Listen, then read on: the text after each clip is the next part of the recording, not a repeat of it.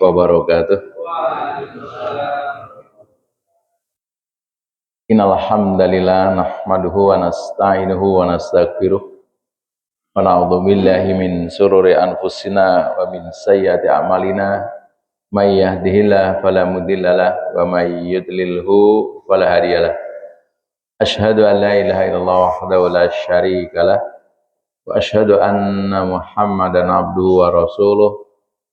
Allahumma salli wa sallim wa barik ala nabiyyina Muhammadin wa ala alihi wa sahbihi ajmain, amma ba'du. Qala ta'ala ya ayyuhalladzina amanu taqullaha haqqa tuqatih wa la tamutunna illa wa antum muslimun. Kepada para asatidz, para guru, pengurus DKM serta Bapak, Ibu, jamaah sholat subuh Masjid Al-Husna rahimani wa rahimakumullah. Mengawali kajian motivasi dan inspirasi Islami pada pagi hari ini, pertama tentu kita semua merasa wajib untuk senantiasa bersyukur kepada Allah Ta'ala, di mana atas segala karunia-Nya subuh pagi hari ini Allah Ta'ala takdirkan kita semua bisa kembali melaksanakan sholat subuh secara berjamaah. Mudah-mudahan saja sholat subuh kita serta ibadah-ibadah kita yang lain senantiasa mendapatkan ridho dan pahala dari Allah Ta'ala. Sholawat teriring salam, mari sama-sama kita sanjungkan kepada baginda Rasulullah Sallallahu Alaihi Wasallam, para keluarganya, sahabatnya, dan orang-orang yang istiqomah dalam meneruskan perjuangannya.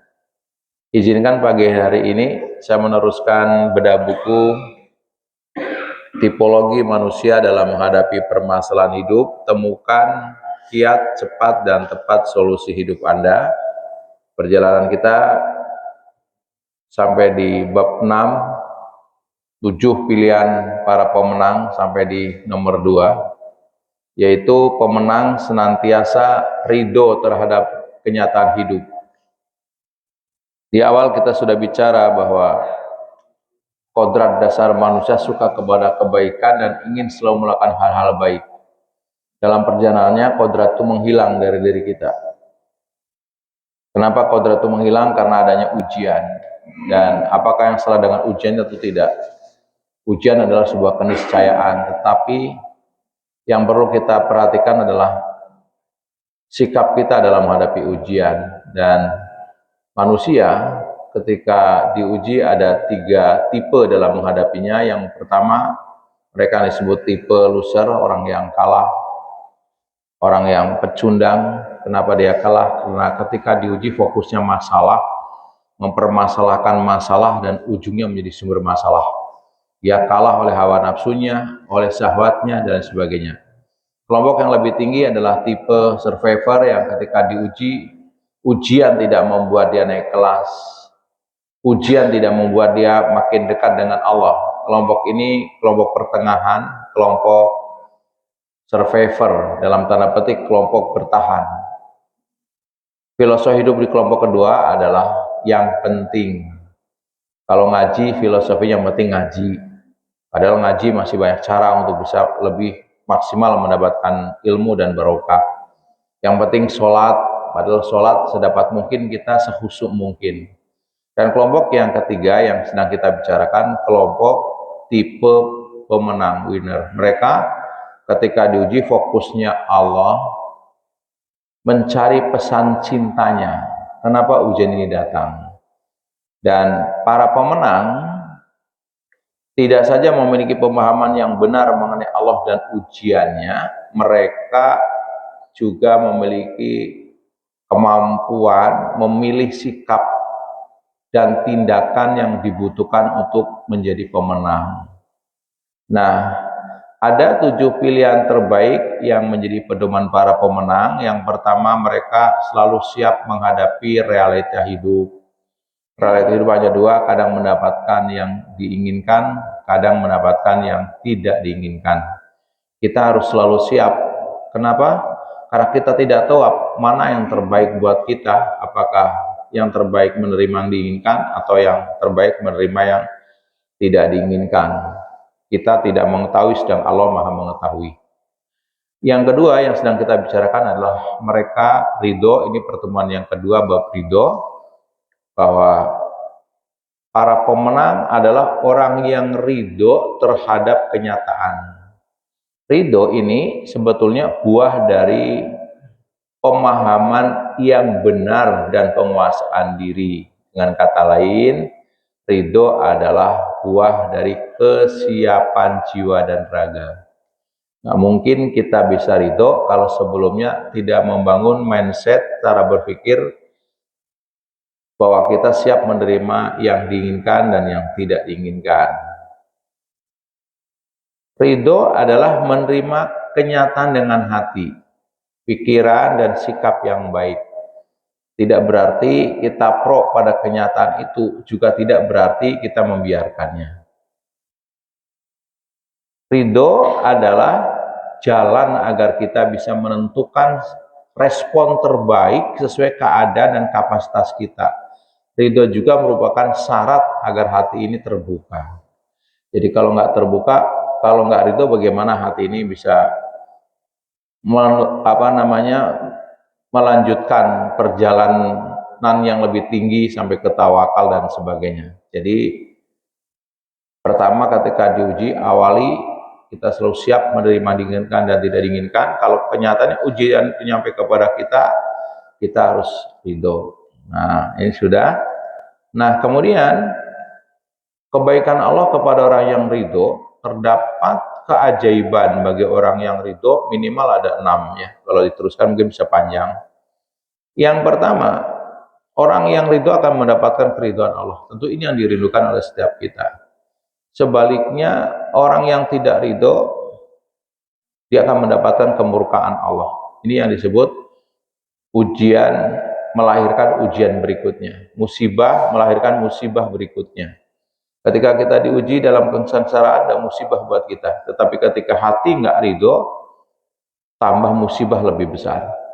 Yang kedua, ternyata dengan ridho mendatangkan hati tenang, lapang, hati yang kaya dan penuh berkah. Kemarin sampai di sini saya ulang sedikit beberapa perkataan para ulama.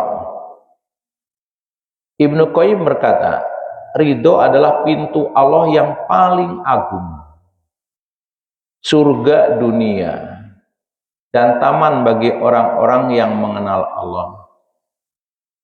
Orang yang memiliki ridho hatinya akan selalu tenang walaupun badai datang. Ini perkataan Ibnu Qayyim al-Jauziyah. Perkataan berikutnya dari Imam Hasan al-Basri. Siapa yang ridho dengan pembagian Allah, maka Allah akan lapangkan dan berkahi rezekinya. Berikutnya perkataan Ali bin Abi Thalib. Ridho itu membuat hati kaya walaupun seseorang dalam keadaan miskin, karena ridhonya jadi rasa cukup saja, ya. Cukup dengan pemberian Allah ya. Bahagia bukan soal banyaknya harta, tetapi tentang hati yang lapang. Banyak harta kalau hatinya sempit, kayak kurang, terus jadi miskin.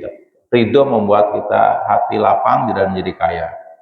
Dan Umar bin Khattab menyampaikan, setiap masalah bisa berlalu, tapi ridhomu kepada Allah adalah yang membuatmu tetap kokoh.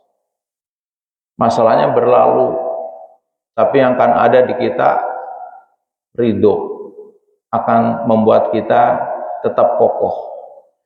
Hidup ini terlalu singkat untuk terus mengeluh. Belajarlah ridho, karena itulah kekuatan sejati. Jadi ada proses yang sering dilupakan. Kita hanya sibuk dengan masalah tanpa mengerti harus bagaimana sikap kita menghadapi masalah, yang dengan itu menambah jalan kebaikan kita menuju surga Allah Subhanahu wa taala. Salah satu kuncinya adalah ridho. Baik, ini nomor 2, balasan atau keajaiban orang yang ridho. Lalu nomor 3-nya, orang yang ridho akan mendapatkan ampunan Allah. Ini juga sesuatu yang dirindukan. Ma yusibul mu'mina min wasobi wala nasobi wala sakomi wala hazanin hatal hammi yuhammuhu ila kufirobihi min sayyati.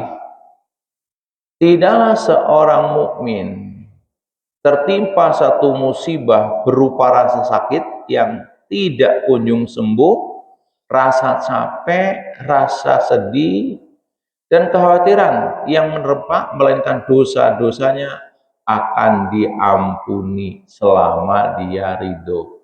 Kalau nggak ridho, ya murka Allah. Berarti dia nggak terima dengan keputusan Allah.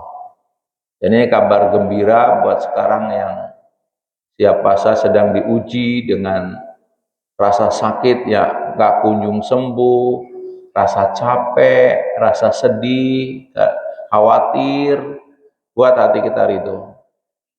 Ini yang disebut mengubah musibah menjadi rahmah.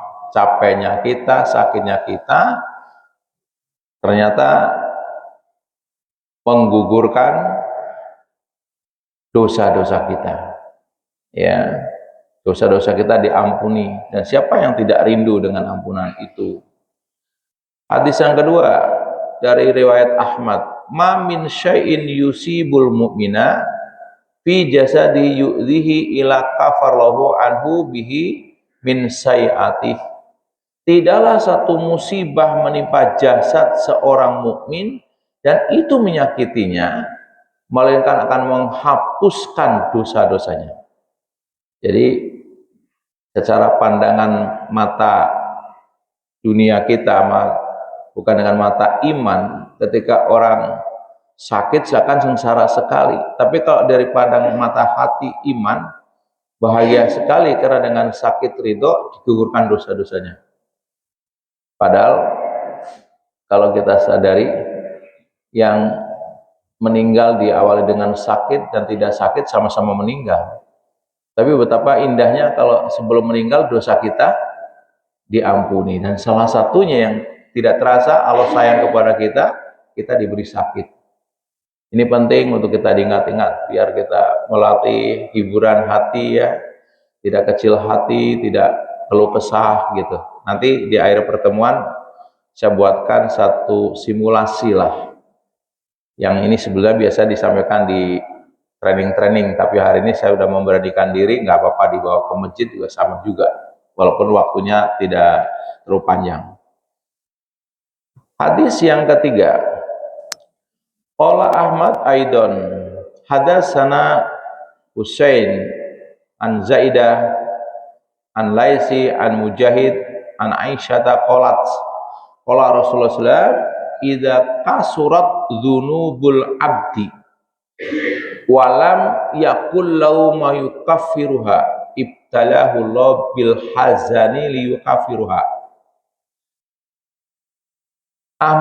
Imam Ahmad mengatakan bahwa telah menceritakan kepada Hasan dari Zaidah, dari Lais, dari Mujahid, dari Aisyah radhiyallahu anha bahwa Rasul sallallahu alaihi wasallam pernah bersabda, apabila dosa seorang hamba banyak sedangkan dia tidak memiliki sesuatu sebagai penghapusnya, kifaratnya, maka Allah mengujinya dengan kesedihan untuk menghapuskan dosa-dosanya. Dosanya banyak, sholatnya kurang, baca Qurannya kurang, istighfarnya kurang. Dengan kasih sayang Allah ingin agar orang tadi selamat, dikasih ujian. Untuk apa? Untuk menggugurkan dosa-dosanya. Nah, tetapi kalau kita nggak tahu ilmunya, ketika diuji sakit atau ditimpa kesedihan, keluh kesah, yang nambah lagi. Jadi ujian ini berupa kasih sayang Allah kepada kita. Oke, nomor 4, penghapus kesalahan. Tadi mendapatkan ampunan dari Allah, dan itu merupakan kerinduan setiap kita. Nah, dikatakan ma min muslim yusibuhu adzan maradun famasiwahu illa haqqallahu sayyatihi kama tahutus syajaratu wa razaqluha. Setiap muslim yang terkena musibah penyakit atau yang lainnya, pasti Allah akan menghapuskan kesalahan-kesalahannya sebagaimana pohon menggugurkan daun-daunnya. Hadis riwayat Bukhari nomor 5660 dan Muslim nomor 2501. Jadi kalau ada seorang muslim terkena musibah punya atau yang lainnya punya musibah, tentunya rumusnya diterima dengan ridho, pasti Allah menghapus kesalahan-kesalahannya. Masya Allah Ta'ala ya. Jadi hati ini akan menjadi lapang betul ketika kita memahami sesuatu dengan kacamata rohani atau kacamata agama. Ternyata musibah atau ujian yang tidak mengenakan kita, yang menyakitkan kita, dengan satu passwordnya ridho, kesalahan-kesalahannya diampuni. Ini untuk kabar gembira ya, yang kita semua mungkin sebagai sedang diuji. Yang perlu dilatih ridhonya, makanya nanti di ujung ini saya akan coba cara melatih biar benar-benar hati ini ridho. Karena ridho juga sebuah kemampuan, bukan bakat, bukan keturunan gitu ya, sebuah kemampuan. Nah, orang yang diuji sakit terus ridho, doanya mudah diijabah oleh Allah. Rasul menyampaikan, idza dakhalta ala maridin famurhu yad'u laka fa inna du'ahu ka du'il malaikah. Apabila kamu menjenguk orang sakit, minta dia untuk mendoakanmu, karena doanya seperti doa malaikat. Jadi ketika kita menjenguk orang sakit, ternyata sunnahnya di samping kita mendoakan dia, sebelum pulang kita minta doa dia. Pak, Bapak lagi dapat anugerah dari Allah, sakit. Insya Allah kalau sakitnya diterima dengan ridho, doa-doanya makbul seperti doa para malaikat. Bantu saya doa ya Pak, biar dapat hidayah, biar kita bisa reuni di surga umpama yang indah-indah. Jangan dibikin orang menjadi sakit hati. Orang lagi sakit, pamitnya Bapak, Pak mumpung masih sakit, doanya makbul, doakan saya Pak, besok saya mau jalan-jalan ke Eropa gitu. Ya nggak enak lah ya, dianya lagi sakit, kita minta doa mau jalan. Dan ya doa yang tinggi lah, minta surga, minta dihibur, sebuah kita ketemu di surga ya Pak ya. Amin. Ya mungkin dia nggak sempat bisa karena kondisinya, berdoanya dalam hati. Amin. Kita yang mengaminkan. Begitu ya. Baik. Kemudian yang keenam, diangkat derajatnya. Ma min sayusi bil mu'mina min nasobin wala hazanin wala wasobin hatal hambu yuhimu ila yukafiru bihi anhu sayati. Tidaklah seorang muslim tertusuk duri atau sesuatu yang lebih berat dari itu, melainkan diangkat derajatnya dan dihapuskan dosa karenanya. Pendudukannya di surga makin tinggi, dosanya berkurang gitu ya. Baik, ini kabar gembira untuk siapapun yang ketika mendapat ujian ridho, maka disebut pemenang. Berarti kita telah meraih sebuah keberhasilan tinggi, yaitu surga Allah Subhanahu wa Ta'ala. Lalu siapa yang tidak ridho terhadap takdirku, silahkan cari Tuhan selainku. Wah, ini kan mulai ancamannya luar biasa. Di buku ini di halaman 131. Siapa yang tidak ridho terhadap takdirku, kata Allah, silahkan cari Tuhan selain aku. Man lam yardo biqodoi walam yasbir ala balai falyatamis robban siwa. Siapa saja yang tidak ridho dengan ketetapanku atau takdirku dan tidak sabar menghadapi ujian-ujianku kepada dirinya, silakan dia mencari Tuhan selain aku. Mau kemana? Langit bumi milik Allah dengan segala isinya. Lalu kita diatur suruh ridho, nggak mau ridho, ya udah nggak apa-apa nggak ridho. Tapi konsekuensinya berat, mencari Tuhan selain Allah dan nggak mungkin. Oke, nah para pemenang memiliki rahasia. Kenapa mereka cepat ridho? Apa rahasianya? Rahasianya adalah mengembangkan keyakinan baik kepada Allah. Dalam bahasa kita husnuzon, selalu mengembangkan prasangka baik kepada Allah. Mereka yakin bahwa ada kebaikan yang disembunyikan Allah di balik musibah itu. Berhusnuzon saja. Mungkin Allah lagi rindu jeritan kita, mungkin Allah ingin menghapus dosa-dosa kita, mungkin Allah ingin mengangkat derajat kita. Prasangka baik saja, itu salah satu latihannya. Mereka belajar, makanya pentingnya belajar terus menerus. Kan kemarin disampaikan cara belajar ada 3. Kita belajar di ayat qauliyah, firman-firman Allah.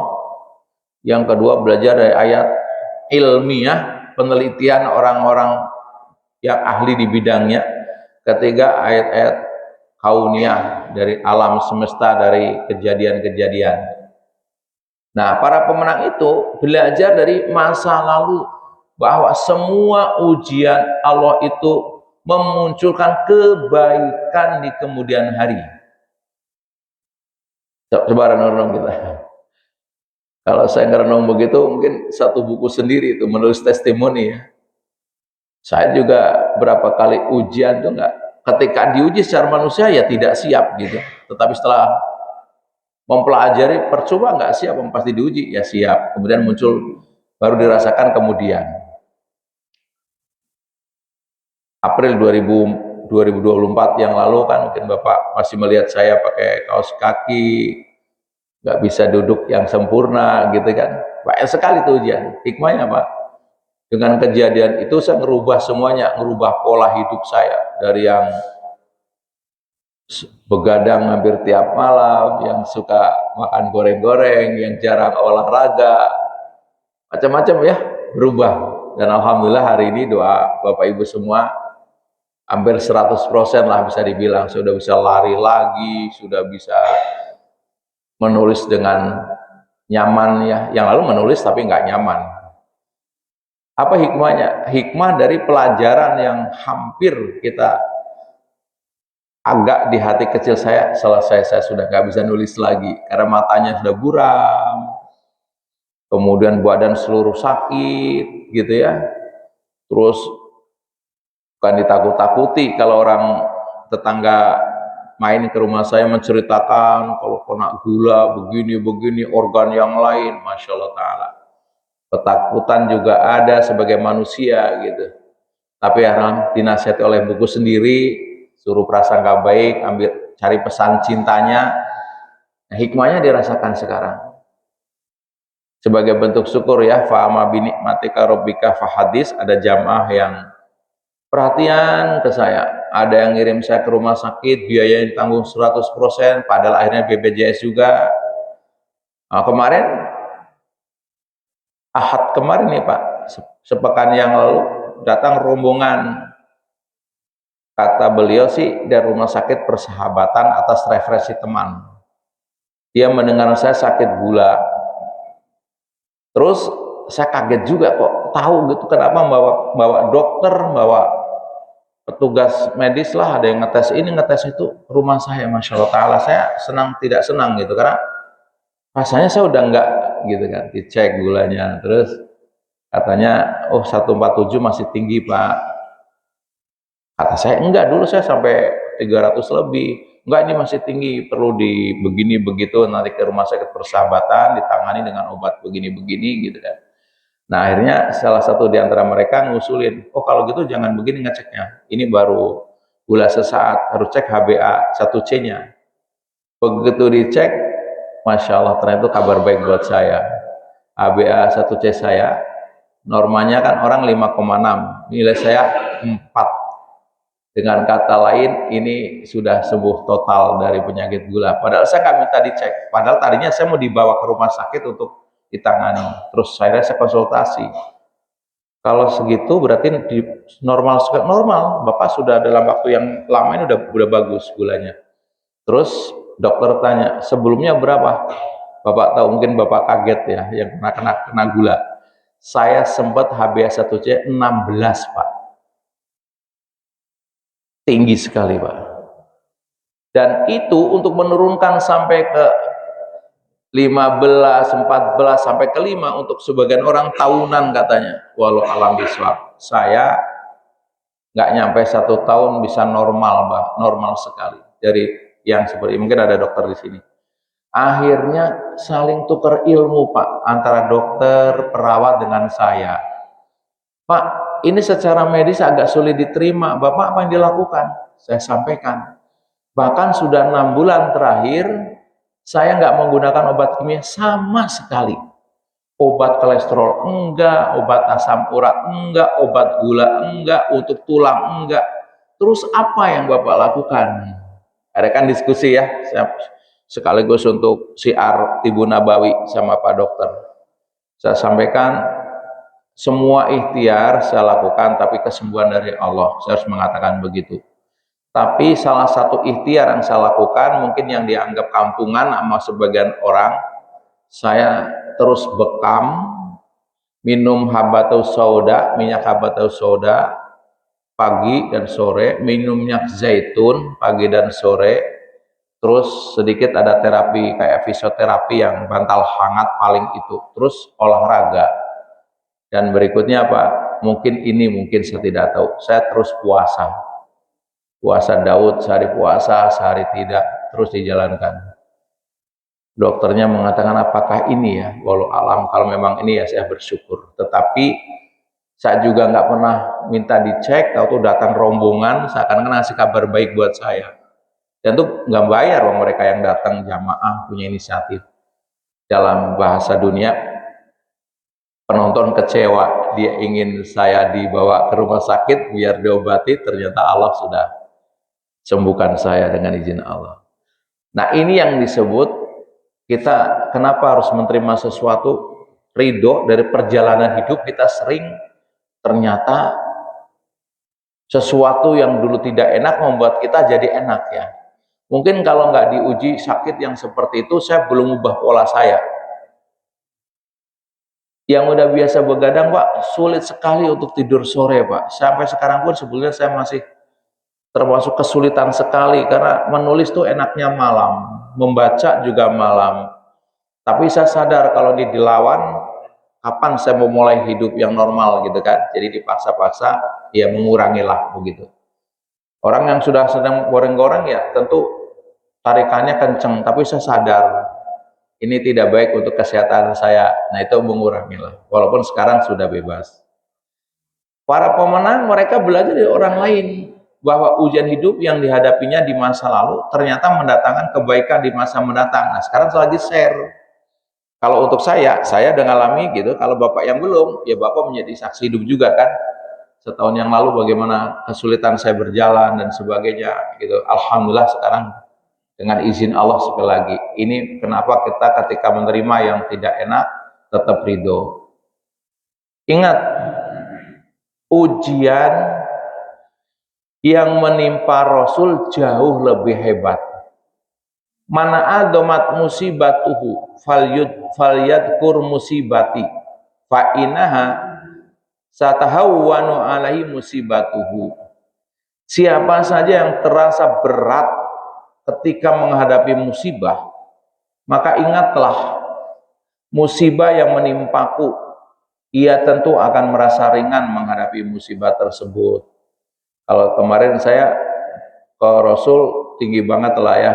Ingat aja teman-teman di Palestina, di Gaza, hujannya berat sekali gitu. Sakit saya nggak ada apa-apanya lah gitu. Nah, itu ada menghibur. Jadi ingatlah orang lain yang dengan ujian kok tetap soleh ya, tetap ibadah ya, Masya Allah.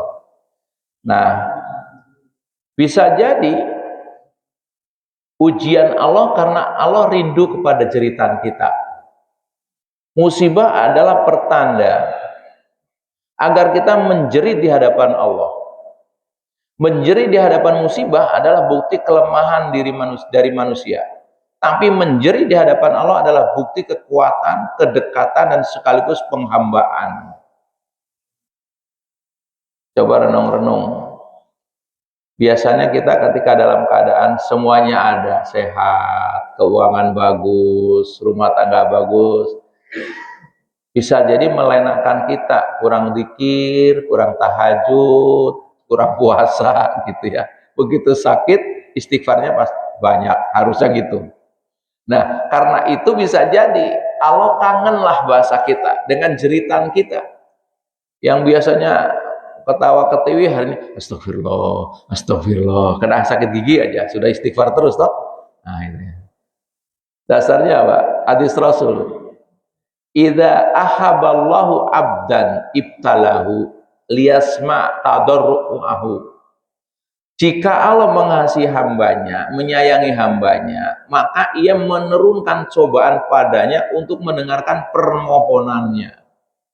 Jadi jangan dibalik, banyak masalah kalau kesah, manfaatkan. Ya, manfaatkan untuk apa? Mengadu, beristighfar, karena Allah lagi kangen. Kalau belum sembuh, ya mungkin Allah masih kangen, teruskan saja kan gitu kan. Nanti lama-lama menjadi kebiasaan. Oke, nah sekarang izinkan saya menyampaikan ini agak teknis ya Pak ya. Landasannya kan sudah tadi. Terus bagaimana ya latihan harian? Cara menumbuhkan hidup penuh ridho yang mudah dan praktis. Ini ikhtiar manusia. Ada yang cocok, ada yang tidak. Kalau yang cocok ya ambil, kalau enggak ya silakan beri masukan. Pertama, perkuat keyakinan. Semua dari Allah untuk kita pasti baik. Nah, yakin betul yang Allah takdirkan untuk kita itu yang terbaik buat kita. Oke, langkah praktisnya, setiap kali menghadapi ujian atau musibah, latih diri untuk langsung mengucapkan la haula wala quwata illa billah. Tidak ada upaya lah kecuali dari Allah Subhanahu wa taala. Sudah diuji apa misalkan, lagi tadinya sehat tiba-tiba kayak saya kan waktu gitu. Tahu kok bangun buram Pak, ngelihat saya pikir sudah berwudu, sudah mata saya bersihkan, ternyata memang gangguan bener gitu kan. Begitu ke dokter umum, oh Bapak udah nggak bisa, harus ke rumah sakit besar. Terus dicek oleh alat itu, Pak ini saya nggak bisa Pak, spesial mata Pak. Tiba-tiba Pak, begitu dicek, oh Bapak gulanya tinggi, kolesterolnya tinggi, asam uratnya tinggi. Wah salam ini, kalau nggak penuh dengan Masya Allah Ta'ala gitu ya. Nah, ketika itu langsung la haula wala quwata illa billah. Jadi nggak usah, oh padahal saya nggak ada. Padahal saya, waduh, kan seakan-akan kita bersandar kepada asbab. Gitu ya. Nah, katakan dalam hati, Allah tidak akan memberi kecuali yang terbaik buat saya. Berulang-ulang, ini pasti yang terbaik. Ini apa ya pesan cintanya, kurang lebih begitu. Jadi yakini dulu, imani dulu, Allah tidak akan memberikan kepada kita kecuali itu dengan hitungan Allah, ini yang terbaik buat saya. Kalau saya harus sakit, ini yang terbaik buat saya. Apakah untuk menggugurkan dosa, apakah kita biar ingat kepada Allah, biar memohon, apakah biar doa kita makbul, kita tidak tahu. Pokoknya dalam hati katakan, ya Rob, ini yang terbaik buat saya. Allah tidak pernah zalim. Jika kita percaya Allah Maha Bijaksana, maka kita akan mulai ikhlas dan lapang. Sudah, ini yang terbaik. Jadi namanya latihan harian gitu ya. Kan sering entah macet, entah anak yang tiba-tiba aneh, ya, entah pasangan, entah ekonomi. Katakan yang pertama dengan penuh keikhlasan, la haula wala quwata illa billah. Dengungkan dalam hati, insya Allah ini yang terbaik buat saya. Sudah begitu aja. Ya, jangan berkata yang lain, kenapa ini, kenapa padahal ini, padahal itu, nggak ada. Yang kedua, nah ini rumus saya dapat dari training, Pak. Belajar menerima sebelum memperbaiki. Terima dulu. Penjelasannya adalah ridho bukan berarti pasrah tanpa usaha, itu harus diketahui dulu. Tapi menerima dulu dengan hati, lalu berusaha memperbaiki dengan lapang dada, bukan dengan keluhan. Mohon maaf kalau diantara Bapak Ibu ada yang satu alma mater dengan saya belajar SAFE, metodik pengobatan tanpa obat, Spiritual Emotional Freedom Technique, dari baratnya awalnya EFT, Emotional Freedom Technique. Nah, begitu Mas Faiz belajar ini, dia keluarga mungkin santri lah gitu. Akhirnya pulang dari Amerika ditambah S karena ada tambahan ciri spiritual itu Bismillah. Saya ingin kasih langsung ke contoh bahwa di teori ini seluruh penyakit yang ada di kita, tubuh kita bisa menyembuhkan. Konsepnya begitu awal mulanya. Maka dengan disentuh bagian tertentu dengan beberapa pilihan kata, afirmasi lah gitu, sambil disentuh ini, mohon maaf mungkin perasa sampaikan juga, yang belajar tahu ada di atas payudara kita kurang lebih 3 jari gini, disentuh di sini. Nah sambil disentuh 3, yang pertama, akui bahwa ini memang nggak enak diterima, sebagai manusia harus ikut dulu. Yang kedua, terima. Yang ketiga, pasrah kepada Allah, ridho. Jadi kurang lebih begini, misal saya sakit kepala yang sakit sekali, maka diawali dengan bismillah. Bismillah ya Allah, sungguh Engkau tahu hari ini saya merasakan sakit kepala yang luar biasa, sambil ketukin.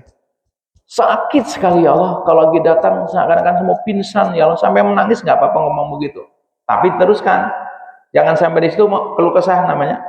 Tapi saya terima ya Allah, saya terima, saya ridho, ini aku ridho. Terus yang ketiga, saya pasrahkan kepadamu kesembuhan sakit kepala saya.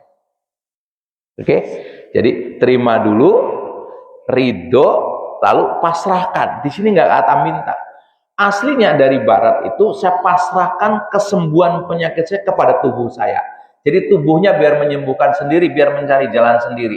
Nah karena kita punya Allah, tubuh dalam genggaman Allah, sudah serahkan ke Allah. Contoh, saya ulangi lagi ya Pak ya, 3. Terima, ridho, pasrahkan. Ulangi, terima, ridho, pasrahkan. Nah sebelumnya sebagai manusia merasakan ya biarin, ungkapin aja. Contoh tadi yang sakit kepala, bismillah ya Allah, sungguh saya sedang sakit kepala seperti yang kau tahu ya Allah. Ketika datang sakit sekali ya Allah, tapi saya ridho, saya terima. Saya terima ya Allah, saya ridho ya Allah, tambahin saya ikhlas bolehlah. Saya pasrahkan kepadamu kesembuhan penyakit kepala saya. Kalau lagi kisruh dengan rumah tangga, bismillah ya Allah, sungguh Engkau saksikan rumah tangga saya tidak baik-baik saja ya Allah. Kita sering bertengkar dengan pasangan, saling curiga ya Allah, nggak nyaman sekali ya Allah. Tapi saya terima ya Allah, ini terjadi atas izinmu, bolehlah ditambah. Saya terima ya Allah, saya ridho ya Allah. Saya pasrahkan kepadamu rumah tangga sakinah saya yang saya rindukan. Pasrahkan, biar Allah memberikan. Nah, ada yang nggak nyaman dengan ketuk-ketuk seperti ini, ya sudah sampaikan saja. Tapi kalau secara ilmiah adalah kenapa disentuh di sini, kemudian di atas.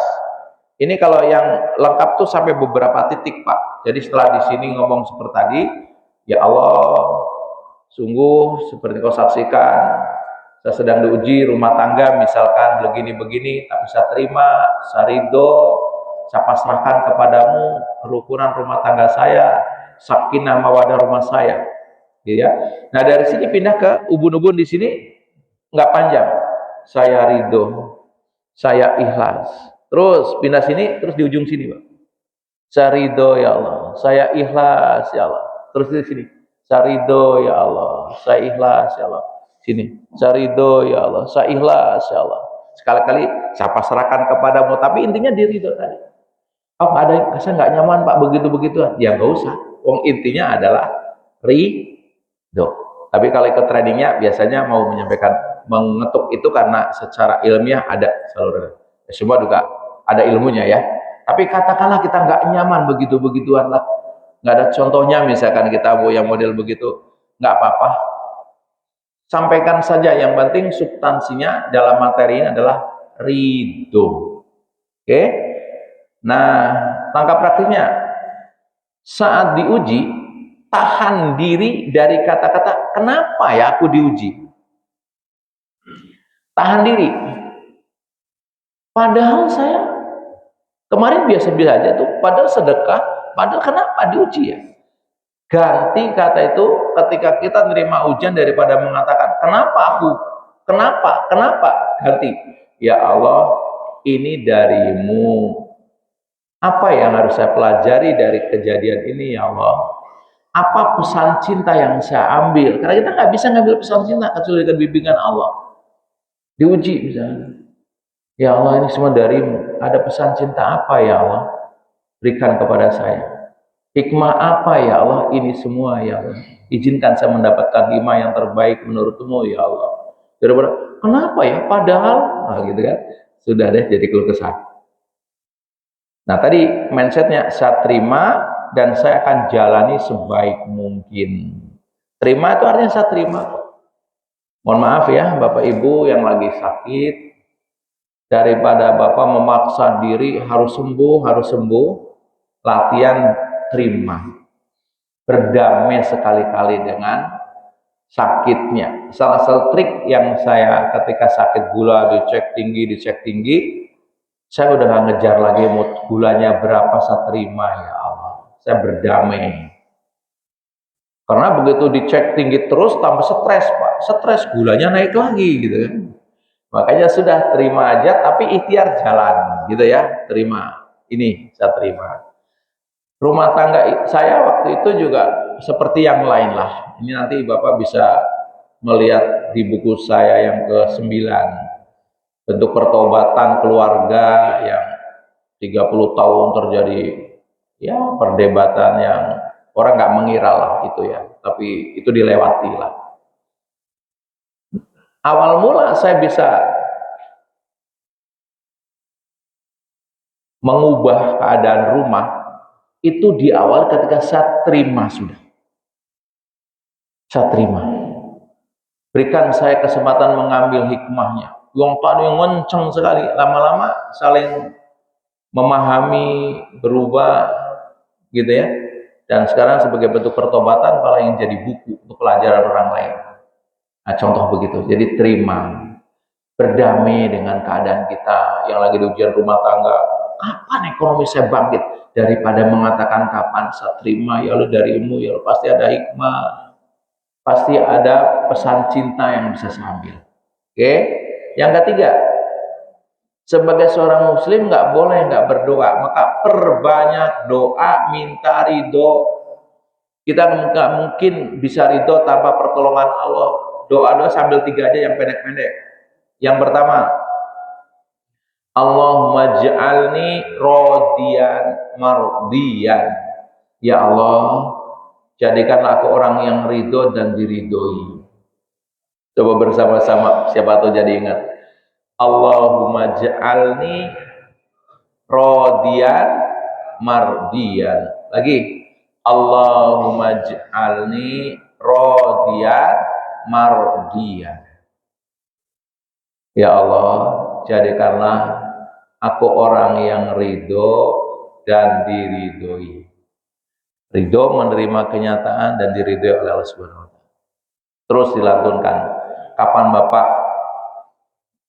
membutuhkan pada saat antar adzan dan iqomah, sujud terakhir atau di tahiyat akhir sebelum salam. Doa yang kedua, yang insya Allah Bapak sudah hafal juga, saya ulangi. Allahumma inni as'aluka nafsan mutmainnatan tu'minu biliqa'ika wa tardo biqada'ika. Ya Allah, aku memohon kepadamu jiwa yang tenang, yang yakin akan pertemuan denganmu dan ridho terhadap takdirmu. Dibaca di sujud terakhir, dibaca antar adzan dan iqamah.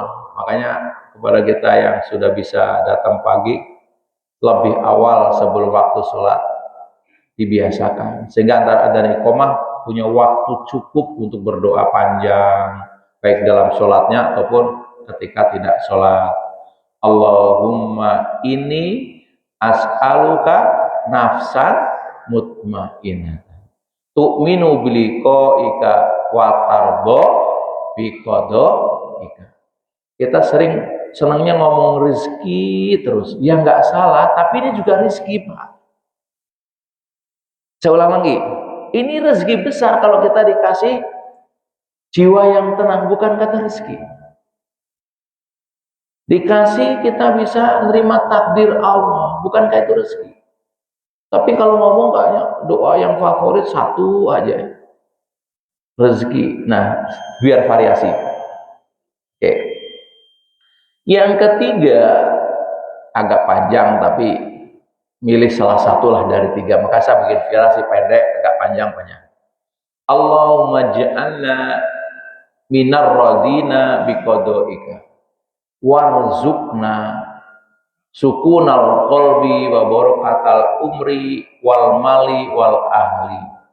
Ya Allah, jadikanlah kami termasuk orang-orang yang ridho atas ketetapan-Mu. Anugerahkanlah kami ketenangan hati serta keberkahan dalam umur, dalam harta kami dan keluarga kami. Jadi lebih panjang lah ya. Yang tadi tenang dengan ridho sudah, sekarang ya tenang, ya ridho, ya minta berkah yang Allah titipkan kepada kami, kepada kita. Yang keempat, latihan diri dari hal kecil sehari-hari. Ini sengaja ya, karena ini materi training, punten Bapak tidak mengajari lah, ini hanya kayak apa sih Rahmat kalau ngajar training yang kaitannya dengan materi agama dibuat di kantor kan agak sedikit variasi gitu ya. Contoh latihan kecil, lihat ada kejadian, ada tanggapan ridho. Misalkan, punten ya buat bapak-bapak, kadang-kadang kan suka cerewet juga ya memasakkan. Makanan keasinan, komplain kita. Ya dijawab aja, nggak usah ngomong dalam hati. Oh asin banget, alhamdulillah ini juga nikmat gitu. Ya, apalagi misalkan rasanya apa yang bapak tidak suka, alhamdulillah ini juga boleh sekali-kali. Sebenarnya nggak ada nikmat dan tidak nikmat, hanya rasa yang berbeda. Oh ini rasanya beda, gitu aja udah. Jangan mengatakan apa, kok asinan lah, kok apaan, jadi nggak ridho gitu ya. Misalkan kalau saya ini, bapak boleh coba, boleh tidak ya, ini saya melatih ridho. Ketika disajikan sesuatu yang tidak suka, saya akan balik. Kalau yang saya ingini tidak ada, ingini yang ada. Misalkan saya tidak suka sayur-sayuran, sawilah, kadang istri saya maksa, udah ingin yang ada. Alhamdulillah saya makan sayur hari ini, ngurangin kolesterol. Apalagi misalkan kalau saya sahur biasanya sangat sederhana, alhamdulillah masih bisa sahur, ingini yang ada. Jadi kalau yang diingini nggak ada, yang ada ingini, luar biasa, nikmat insyaallah. Itu biasanya lumayan. Kalau di jalan kena macet kejadiannya, Bapak bilang apa? Macet lagi. Nah, ya kan? Manfaat enggak? Ganti. Mungkin Allah sedang melindungi aku dari sesuatu di jalan. Kenapa macet? Jangan-jangan kalau lancar di sana ada apa-apa? Saya tidak tahu. Alhamdulillah, mungkin Allah sedang melindungi aku dari sesuatu di jalan. Bagi yang marketing, biar ngeliat kanan kiri siapa tahu ada prospek. Yang lagi ngapal Quran mumpung biar baca Qurannya lebih banyak. Yang jarang ketemu keluarga macet, alhamdulillah lebih banyak diskusi di mobil. Carilah yang membuat hati ridho. Dapat penghasilan kecil, ini pengalaman pribadi. Dulu saya seringlah mengatakan, ada sih pendapatan tapi susah diatur. Pernah dengar gitu? Ada sih pendapatan tapi susah diatur. Ketika saya diuji, ngalami yang diatur pun nggak ada. Coba yang itu Pak. Sejak saya tuh nggak mau lagi saya ngomong itu. Sudah terima, ini cukup dari Allah. Allah tahu yang terbaik untukku. Berapapun ini terbaik buatku. Ini cukup. Dan berapa orang banyak sering mengatakan Anda sih tapi susah diatur. Di luaran sana yang diatur pun nggak ada coba. Nah itu cara ridho. Jadi kalau kita masih ada diatur, alhamdulillah. Ini contoh-contoh saja. Jadi sedikit aja Pak. Yang kelima, jangan bandingkan hidup kita dengan orang lain. Ini yang membuat kita nggak ridho. Racun utama dari ketidakridhoan adalah perbandingan. Padahal di komplek duluan saya, tapi kok tetangga baru kemarin kayaknya, ayo aja ganti mobil lah, bangun rumah gitu ya. Padahal nggak soleh-soleh amat ya, gitu ya. Kurang apa ya saya? Tahajud sudah, puasa sudah, sedekah, kurang apa ya? Kurang apa? Kurang ridho, kurang sabar. Ya. Ini masalah Pak. Pokoknya racun utama dari ketidakridhoan adalah perbandingan. Ini saya sudah dapat izin dari istri saya untuk boleh dipublish karena mau ditulis di buku. Dulu saya sering dikomplain habis. Orang lain punya asuransi, punya tabungan. Ayah mana? Wah, gak enak banget digituin. Nah, orang lain mah ngurus keluarga dulu kayak anak kita. Ini enggak, orang lain aja. Santen lah, pedalaman lah. Waduh, Masya Allah Ta'ala. Gimana neranginnya ya? Kalau ngomong akhirat tambah marah, belum sampai. Kenapa ini? Istri saya semakin gelisah. Teman akrabnya kalau berobat, wah dia berobat gratis. Kenapa? Asuransinya ya, preminya gitu. Ayah mana? Nggak ada asuransi satupun. Udah compare habis Pak. Itu nggak enak banget Pak. Bener-bener nggak enak. Saya berdoa ya Allah, gimana jawab nggak menyakitin hati gitu kan. Nanti kan jadi alasan. Itu yang membuat jadi buku sekarang. Akhirnya saya punya jawaban. Kalau orang punya tabungan untuk apa? Ya untuk persiapan lah. Kalau ada anak sakit, mau haji, mau umroh, mau ganti mobil, mau apa aja lah namanya uang. Terus saya tanya, kita nggak pernah punya tabungan memang. Saldo saya ya 50-an ribu, 100. Kali-kali naik ke sejuta nggak lama. Terus pergi lagi gitu kan. Nah buat dia nggak suka. Untuk apa gitu? Ya biar bisa jalan-jalan, bisa haji. Saya tanya, kamu nggak punya tabungan sudah umroh berapa kali? Sudah haji? Sudah mulai nurun. Kamu jalan-jalan ke luar negeri udah berapa negara? Sudah. Terus kamu mending mana? Kamu banyak asuransi tapi sakit bolak-balik ke rumah sakit. Apa sekarang nggak usah rumah sakit tapi sehat? Terus aja tuh cara menjawabnya gitu. Nah ternyata lama-lama sadar dengan izin Allah. Ini diceritakan cuma berapa menit, jalanin Pak, sampai pening Pak. Kadang-kadang berpikir udah bubar aja lah kalau begini kan nggak kuat. Tapi kalau ngomong begitu di sana juga ngomong begitu, memang harus bubar. Kita udah lain jalan. Kamu kan malaikat. Ini jurusan malaikat kalau kamu. Waduh, udah ngeri juga ini kemana-mana aja. Ayo aja berantem. Masya Allah. Setelah saya pelajari satu, bandingkan. Dia nggak pernah tahu bahwa dia punya masalah yang lebih berat dari kita.